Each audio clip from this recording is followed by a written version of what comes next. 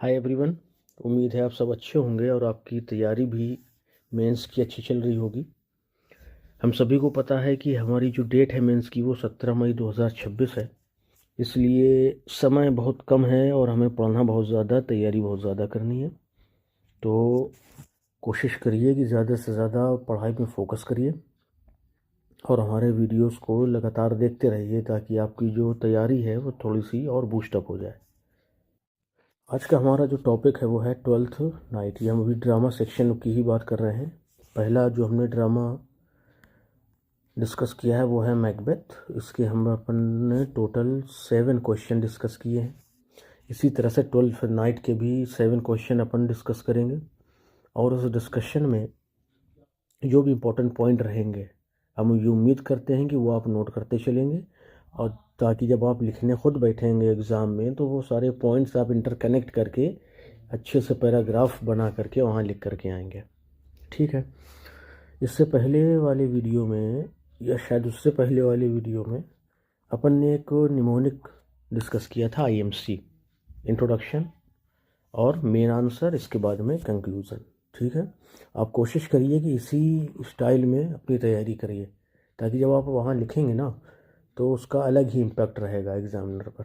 अच्छा, एक और चीज़ इसमें ये ध्यान रखेंगे, इंट्रोडक्शन या मेन आंसर या कंक्लूज़न की हेडिंग नहीं लिखनी है। आपको पैराग्राफ चेंज करके दिखाना है कि हम यहाँ से इंट्रोडक्शन शुरू किए हैं, फिर उसके बाद मेन आंसर और फिर उसके बाद कंक्लूज़न। ठीक है। चलिए कुछ फैक्ट्स पहले ट्वेल्थ नाइट के जान लेते हैं। ट्वेल्थ नाइट जो प्ले है वो 1601 में परफॉर्म कह सकते हैं किया गया, क्योंकि पब्लिशिंग डेट तो सबकी वही है ना, 1623। ठीक, इनमें से एक नहीं है, वो आप कमेंट में बता दीजिएगा। टोटल 36 थे, इसमें एक प्ले इसमें शामिल नहीं था, उसका नाम बताइएगा। और इसका जो सोर्स है वो सोर्स है आपका फेयरवेल टू मिलिट्री प्रोफेशन। इसमें जो स्टोरी है अपोलोनियस एंड सिला की। ठीक है, ये बारनबे रिचेज का प्ले है जिससे शेक्सपियर ने अपने सोर्स को लिया है। अच्छा, सेटिंग क्या है इसकी? सेटिंग जो है आपकी इलेरिया। ठीक है, एंड एसी कोस्ट, किनारा, जहाँ पर वो जहाज़ डूबता है और वोयला वहाँ से बच के आकर के सिजेरियो के तौर पे इलेरिया में रहने लगती है। ठीक है, ये पॉइंट आपको ध्यान रखना है। चलिए ये बात हो गई। इसके बाद अपन कुछ कैरेक्टर्स की बात कर लें और सीनों आपको इसमें देखने को मिलेगा। ठीक है, ये ड्यूक है। कहाँ का ड्यूक है? इलेरिया का ड्यूक है, ड्यूक ऑफ इलेरिया। ठीक है, इसके बाद में आपको वोयला देखने को मिलेगी, ये सिजेरियो के भेष में रहती है, सिजेरियो।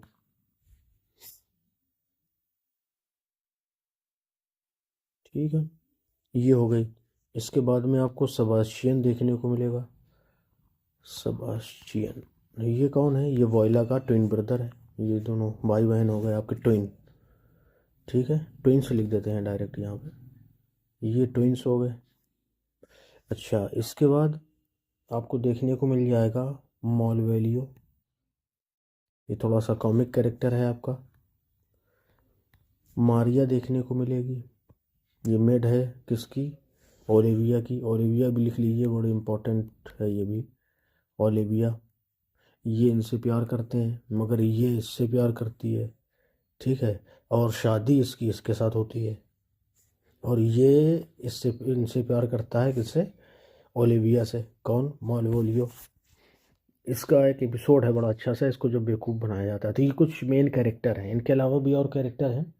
फेस्ट है आपका, एंटोनियो भी एक कैरेक्टर है इसमें, मर्चेंट ऑफ वेनिस की तरह, लेकिन ये बिल्कुल मर्चेंट ऑफ वेनिस से अलग है। एंटोनियो ये फ्रेंड होता है किसका? सेबास्टियन का फ्रेंड है। ठीक है, चलिए टॉप क्वेश्चन अपन शुरू करेंगे। How does disguise and mistaken identity drive the plot of Twelfth night? अच्छा, ये भी ध्यान रखिए भाई, ये आपकी कॉमेडी है। ट्वेल्थ नाइट क्या है, किस जॉनरा में आते हैं? कॉमेडी में।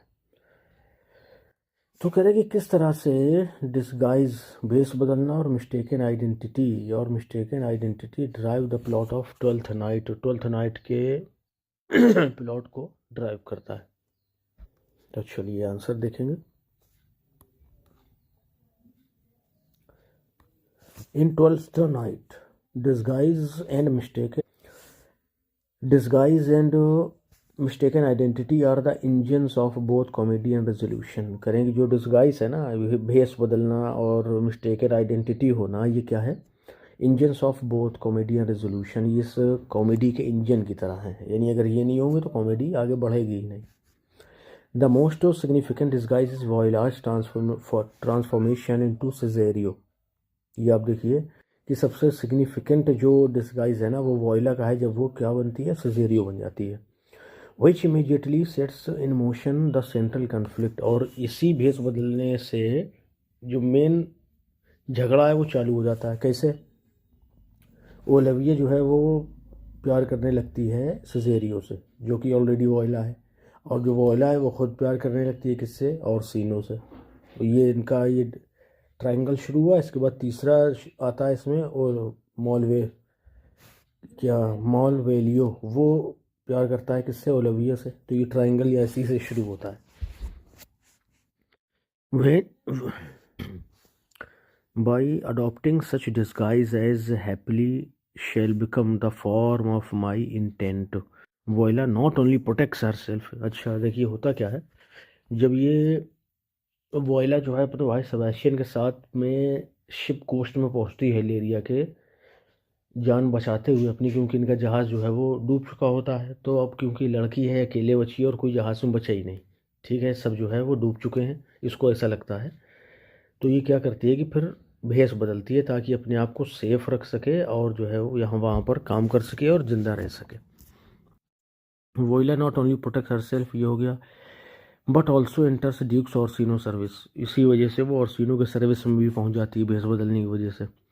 This disguise creates the famous love triangle Viola's love Orsino, Orsino loves Olivia and Viola falls passionately for Cesario. यहाँ पे थोड़ा सा शायद मिस्टेकन होगा। ये आपका वॉइला होगा, ठीक है, वॉइला इसको अलग से लिख लीजिए, वॉइला, और जो ये है ये ओरसीनो होगा, लफ्स ओरसीनो, ठीक है। तो अभी जो जिस ट्रायंगल की बात करी ना अपन ने, ये वही यहाँ पे दिखाया गया है। अब Orsino loves Olivia and Olivia falls passionately होना चाहिए ये फॉर सिजेरियो। ये थोड़ा सा मिस्टेक्स हो गई हैं, इसको थोड़ा सा माइंड ना करिएगा, मतलब माइंड करिएगा ताकि स्पेलिंग आपकी ना गलत हो जाए। Shakespeare uses this to generate comic confusion while also probing deeper questions about gender. ये आपका देखिए जनरेट हो जाएगा और ये कॉमिक हो जाएगा, ठीक है। इसमें थोड़ी सी मिस्टेक्स हैं, वो अपन देखते चलेंगे, चलिए कोई नहीं। Confusion while also probing deeper questions about gender. Confusion create करने के लिए भी इसका यूज़ किया, और प्रोबिंग डीपर क्वेश्चंस, और सवालों को भी प्रोब करने के लिए अबाउट जेंडर के बारे में। Attraction and mistaken identity becomes इसको साफ कर लेते हैं, becomes an even more total with the arrival of Sebastian Voilaz twin। अब देखिए जब ये सब भेस वेस का मामला चल रहा था, तो ये बात और कब बिगड़ती है, जब वो सेबास्टियन सीन में आ जाता है। अभी तक तो सिर्फ वोइला थी जो सिजेरियो बनी थी, अब ये क्योंकि दोनों ट्विन है, तो जैसे ही सेबास्टियन सीन में आता है तो लोग इसको जो है समझने लगते हैं कि ये क्या, कौन है, ये सिजेरियो है, और लड़ाई झगड़ा और शादी वादी तमाम मामले जो है इससे चलने लगते हैं। अच्छा ये वोइला का ट्विन है, ये भी अपन ने देख लिया यहाँ पे, ठीक है। ओलिविया मिस्टेक्स, अब ओलिविया के साथ क्या होता है, ये बेचारी परेशान है। मिस्टेक्स सेबास्टियन फॉर सिजेरियो, वो सेबास्टियन को सिजेरियो समझती है, इम्पल्सिवली मैरीज हिम, शादी भी कर लेती है। अब वो कंफ्यूज है कि यार अचानक तुरंत देखा तुरंत शादी, कौन Sebastian. While Orsino believes Cesario has betrayed him, जबकि ओरसीनो को क्या लग रहा था कि सिजेरियो ने उसको धोखा दिया है ना, सीजेरियो ने उसको धोखा दिया है। These chaotic misrecognitions mirror the festive disorder of 12th night holiday. कि जो नई उम्र के लड़के होते थे उनसे जो है फीमेल के रोल कराए जाते थे, ठीक है। इसी बात को वोइला के डिस्गाइज ने किस तरह से जेंडर रोल को चैलेंज किया है कि आपकी मेल और फीमेल में जो उस टाइम कि नहीं मेल ही सब कुछ करेंगे, फीमेल नहीं करेंगी, पढ़ेंगी लिखेंगी नहीं, और उसके बाद जो है एक्टिंग नहीं करेंगी। हाँ देखिए, पढ़ने लिखने से एक बात आई कि उस टाइम फीमेल आपके राइटर भी नहीं मिलेंगी, कुछ एक मिलेंगी, एफ्रा बेन करके हैं एक, वो भी उन्होंने किस तरह से लिखा होगा, क्योंकि इनके सामने ये मजबूरी होती थी कि जब ये लिखती थी तो इनके वर्ड्स को कोई पढ़ता नहीं था, ठीक है ना, तो इनको नाम बदलना पड़ता था, अपना मेल नेम रखना पड़ता था, सीडोनेम, तब ये लिखना शुरू करती थी। तो उस टाइम की सोसाइटी बड़ी अजीब थी वहाँ की भी। चलिए आंसर देखेंगे। इन 12th नाइट में वोइलाज डिस्गाइज, वोइला का जो डिस्गाइज है सीजेरियो के तौर पर बोल्डली, बहुत निर्भीक या साहसिक तौर पर challenges the rigid gender roles of Elizabethan society. Elizabethan society के रिजिड जेंडर रोल्स को खुले बिल्कुल चैलेंज करती है। In a world where women were expected to be silent, ये देखिए वही बात है कि वो ऐसी दुनिया थी जहाँ पर औरतों से ये आशा की जाती थी कि शांत रहें, पैसिव रहें, पैसिव मतलब एक्टिव ना रहें, पैसिव रहें, मर्द के पीछे चलने वाली रहें, ओबीडियंट रहें। वोइला गेन्स फ्रीडम, वोइला को क्या मिलती है? आज़ादी मिलती है। क्यों? क्योंकि अकेले थी कोस्ट में, कोई आगे पीछे था नहीं, है ना, बढ़िया वो मर्द बन के घूमने निकल गई। And agency through her male, अच्छा, और इसके अलावा फ्रीडम मिलने का रीज़न क्या रहा कि जब वो मेल बन गई तब उसको ये फ्रीडम मिली, ये भी आप कह सकते हैं। Her decision to conceal me what I am and be my aid for such disguise, ये देखिए वो करी कि वो conceal me what I am, मुझे हर डिसीज़न जो उसने फैसला किया था कि मैं अपने आप को छुपाऊंगी जो मैं हूँ, यानी लेडी से वो मैन बनेगी। And be my aid for such disguise, और ये जो डिस्गाइज है ये मेरी मदद भी बनेगा, मेरी सहायता करेगा। Allows her to enter Duke Orsino's service, बिल्कुल सही है, अगर वो मर्द ना होती तो ड्यू कार्सिनो की सर्विस में ना जाती। An opportunity that would have been unthinkable for a woman, ये एक ऐसी अपॉर्चुनिटी थी जो औरत उसको सोच ही नहीं सकती थी। As Cesario Viola operates in space denied to her sex, as Cesario के तौर पर Viola operates in spaces denied to her sex, और ये ऐसी जगह पर काम करती है स्पेसेस में जहाँ पर वोइला को इजाज़त नहीं होती। बिकमिंग ऑर्सिनोज कॉन्फिडेंट, और वो ऑर्सिनो की राजदार बन जाती है, मैसेंजर और मैसेंजर भी। आयरोनिकली आप देखें, this disguise gives her a voice, इससे उसको एक आवाज़ भी मिलती है। शी डिलीवर्स एलिक्वेंट स्पीचेस, वो कई बार स्पीच देती है ऑन लव पर, such as her moving declaration of Olivia, Olivia के लिए अपने मूविंग डिक्लेरेशन को भी वो बताती है। तो ये दिखाता है कि वो मर्द बनी थी इसलिए वो ये सब कह पा रही थी। Make me willow cabin at your gate, अच्छा है यहाँ से, make me a willow cabin at your gate and call upon my soul within the house, करेंगे मुझे बस अपने दरबान में रख लो कैसे भी करके, और मेरी सोल को अपने घर में बिठा लो, उसको जो है यहीं पर रहने दो, जाने मत दो। दीज पैशनेट वर्ड्स, ये जुनूनी शब्द, though spoken under a false identity, ये एक फॉल्स आइडेंटिटी के तौर पर बोले गए हैं, लेकिन डिमॉन्स्ट्रेट द इंटेलिजेंस, ये बुद्धिमानी दिखाते हैं, इमोशनल डेप्थ, और इमोशनल डेप्थ भी दिखाते हैं। That Elizabethan culture often denied of women, जिसे एक वुमेन के तौर पर एलिजाबेथन कल्चर डिनाई कर देता। The chance to express publicly, कि कोई भी औरत जो है पब्लिकली कुछ जो है एक्सप्रेस नहीं कर सकती थी।